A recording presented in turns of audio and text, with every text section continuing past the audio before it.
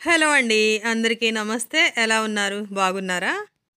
ఈరోజు మన వీడియోలో మనందరికీ ఇష్టమైన, నాకెంతో ఇష్టమైన పచ్చి రొయ్యలు గోంగూర కర్రీ ఎలా తయారు చేసుకోవాలో చూద్దామా?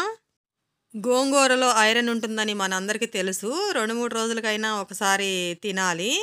అది గూడా మనం నాన్ వెజ్ కాంబినేషన్‌లో అంటే ఇంకా దాని కాంబినేషన్ అదిరిపోయిద్ది గదా! పచ్చి రొయ్యలతో అంటే అబ్బా! వేరే లెవెల్. దీని టేస్ట్ అయితే అదిరిపోయిద్ది. దీని ప్రాసెస్ చూసేయండి.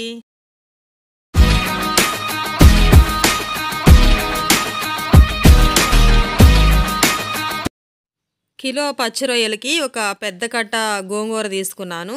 చిన్నవైతే 2 కట్టలు తీసుకోండి. అవి మొత్తం ఆకులు గిల్లేసి మంచిగా 2, 3 సార్లు వాష్ చేసేసి, ఆ గోంగూరంతా ఒక గిన్నెలో పెట్టేసి, ఒక 7, 8 పచ్చిమిరపకాయలు గూడా వేసి ఉడికించుకోవాలి.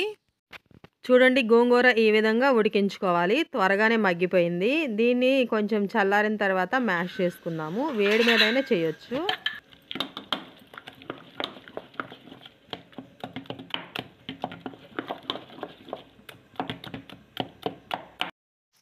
పప్పు గుత్తితో మెత్తగా మ్యాష్ చేసి పక్కన పెట్టుకోవాలి. కొంతమందికి చిన్న చిన్న ఆకులు లాగా కట్ చేసేసి కూరలో వేస్తారు కదా!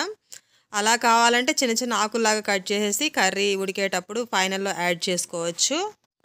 మేమైతే ఎక్కువగా ఇదే ప్రాసెస్‌లో చేస్తాము. సరే, గోంగూర ఉడికిపోయింది, మెదిపేసాము, పక్కన పెట్టుకుందాము. ఇప్పుడు మార్కెట్‌లో రొయ్యలు కిలో తీసుకున్నాము. అక్కడే ఒలిపించుకొని వచ్చాము. ఆ ఒలిపించుకొని వచ్చిన రొయ్యలకి కొంచెం పసుపు, కల్లుప్పు వేసేసి 4, 5 సార్లు వాష్ చేయాలి. అప్పుడు ఇలా తెల్లగా వస్తాయి. మనం కడిగి పెట్టుకున్న రొయ్యల్లో 1/2 టేబుల్ స్పూన్ పసుపు, 1 టేబుల్ స్పూన్ కల్లుప్పు వేసి స్టవ్ వెలిగించి గిన్నె పెట్టేసుకుని ఉడికించుకోవాలి. ఉప్పు వేసి ఉడికించటం వల్ల రొయ్యల్లో వాటర్ మొత్తం బయటకు వచ్చేస్తాయి. ఆ వాటర్ మొత్తం ఇనికిపోయేంత వరకు ఉడికించుకోవాలి. చూడండి, వాటర్ మొత్తం ఇనికిపోయాయి. ఇప్పుడు ఈ రొయ్యలు తీసుకుని పక్కన పెట్టుకుందాము. ఇప్పుడు బాండీ పెట్టి 2 గరిటెల ఆయిల్ వేయండి.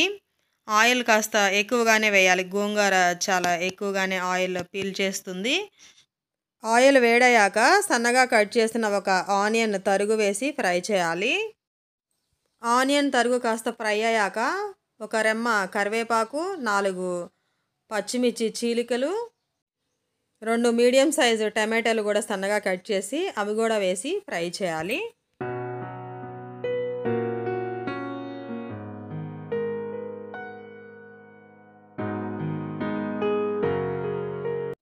చూడండి, ఆనియన్, టమాటో మగ్గిపోయాక 1 టేబుల్ స్పూన్ అల్లం వెల్లుల్లి పేస్ట్ కూడా వేసి ఫ్రై చేయాలి. పసుపు మనం రొయ్యల్లో వేసి ఉడికించాం కదా, అందుకని పసుపు వేయటం లేదు. కళ్ళుప్పు వేసాం కానీ అది గోంగూరకి ఇంకా సరిపోదు. అందుకని ఇంకొక టేబుల్ స్పూన్ సాల్ట్ కూడా వేసి కలుపుకోవాలి. 2 టేబుల్ స్పూన్ల కారం కూడా వేస్తున్నాను. ఈ కారం కాస్త స్పైస్ ఉన్న కారమే. 2 టేబుల్ స్పూన్లు అయితే కరెక్ట్గా సరిపోతుంది. కారం వేసి మొత్తం కలుపుకోవాలి. 1/2 టేబుల్ స్పూన్ గరం మసాలా కూడా వేసి మరొకసారి కలపండి. మనం ముందుగా ఉడికించి పెట్టుకున్న రొయ్యలు కూడా వేసి ఒక 5 నిమిషాలు ఉప్పు, కారం, మసాలాలంతా బాగా పట్టేలాగా ఉడికించాలి.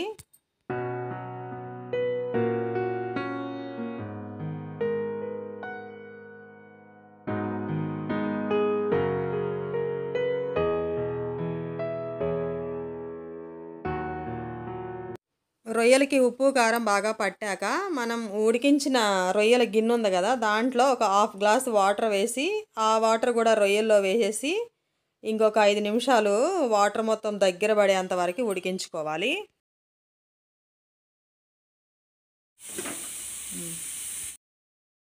చూడండి, ఆయిల్ మొత్తం సపరేట్ అయిపోయింది. బాగా ఉడికిపోయాయి రొయ్యలు. కర్రీ మంచిగా ప్రిపేర్ అయిపోయింది. కొంచెం కొత్తిమీర వేసేసి ఇట్లా డైరెక్ట్ తినొచ్చు. కావాలంటే కొంచెం కర్రీ ఇందులో తీసేసుకుని మనం గోంగూర కూడా వేసి ఇంకొక 2, 3 నిమిషాలు గోంగూర మొత్తం రొయ్యలకి బాగా పట్టేలాగా ఉడికించుకోవాలి.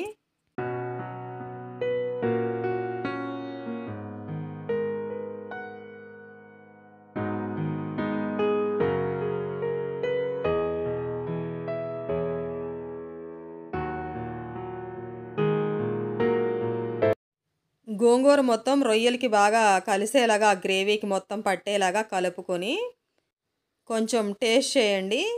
ఉప్పు సరిపోకపోతే మళ్ళా ఇక్కడ వేసుకొని కలుపుకోవచ్చు. అంతే, గుమగుమలాడే గోంగూర పచ్చి రొయ్యలు తయారైపోయింది. గుమగుమలాడిపోతుంది. వాసన అయితే వీధి చివరి వరకి వెళ్ళే ఉంటుంది. అంత బావుంటుంది. మీకు ఎంతమందికి ఇష్టమో కామెంట్ చేయండి. అలానే పులావ్ చేశాను. వేడి వేడిగా పులావ్‌లో ఈ గోంగూర పచ్చి రొయ్యలు వడ్డించుకొని తింటే ఆహా! వారెవా! టేస్ట్ అయితే మీరే చెప్పాలి. నేనైతే దీని రుచి ఇంకా జన్మలో మర్చిపోమంటాను. అంత బావుంటుంది. అంత టేస్టీగా ఉంటుంది. మీరు కూడా ట్రై చేయండి. చాలా అంటే చాలా బావుంటుంది. మీకు గూడా నచ్చుతుంది. ఈ వీడియో మీకు నచ్చిందనుకుంటున్నాను. Please like, share and subscribe. మరిన్ని వీడియోస్ రావడం కోసం బెల్ ఐకాన్ ఆన్‌లో పెట్టండి. Thank you for watching.